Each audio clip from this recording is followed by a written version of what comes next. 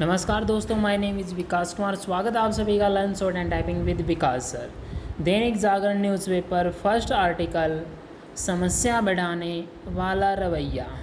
ये आर्टिकल आपका कृषि कानून को लेकर है, जो हम करेंगे @100 वर्ड पर मिनट डिक्टेशन।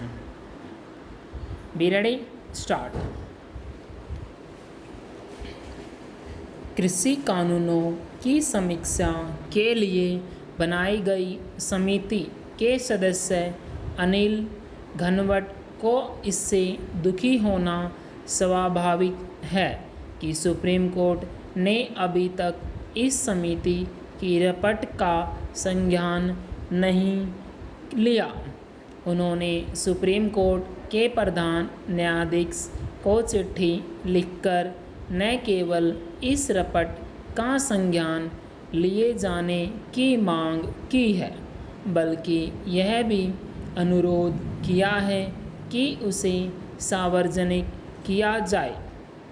कायदे से सुप्रीम कोर्ट को अपने स्तर पर ही ऐसा करना चाहिए था, क्योंकि खुद उसी ने इस समिति का गठन किया था।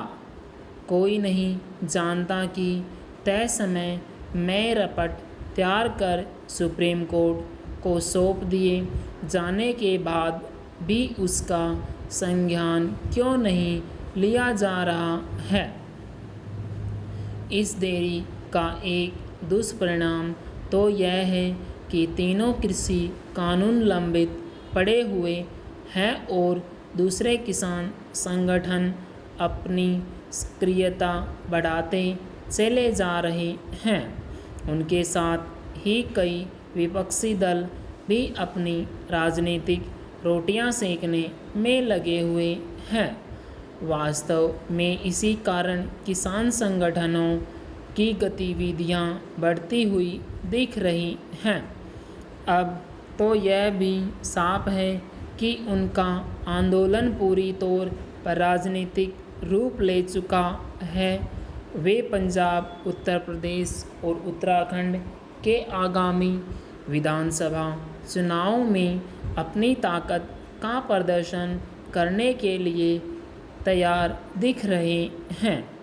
इसी कारण वे न केवल नई नई जगहों पर धरना प्रदर्शन कर रहे हैं, बल्कि पुराने धरना स्थलों पर भी भीड़ बढ़ाकर अपनी ताकत का परिचय दे रहे हैं।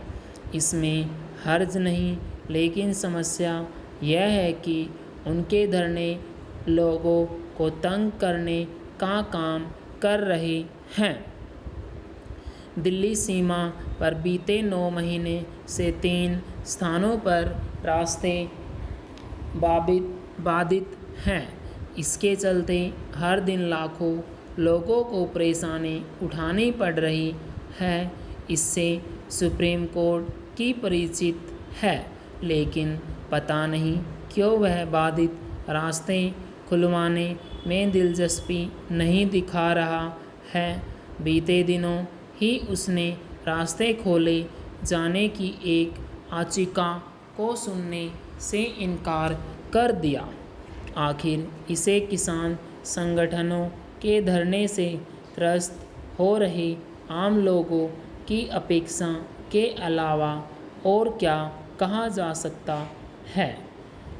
समझना कठिन है कि जिस मुद्दे पर जमकर राजनीति हो रही है और लोगों को परेशान करने वाले काम किए जा रहे हैं, उसे सुप्रीम कोर्ट हाथ क्यों नहीं लगाना चाहता। सुप्रीम कोर्ट के निर्देश पर गठित समिति ने अपना काम मार्च में ही पूरा कर दिया था, लेकिन 5 माह बीत जाने के बाद भी वह न्यायाधीशों की प्राथमिकता सूची से बाहर है। इसका कोई औचित्य नहीं कि सुप्रीम कोर्ट पहले तो किसी मामले में खुद ही दखल दे और फिर उसकी अनदेखी करने वाला रवैया अपना ले। ऐसे रवैये से तो समस्या बढ़ेगी ही। पूर्ण विराम।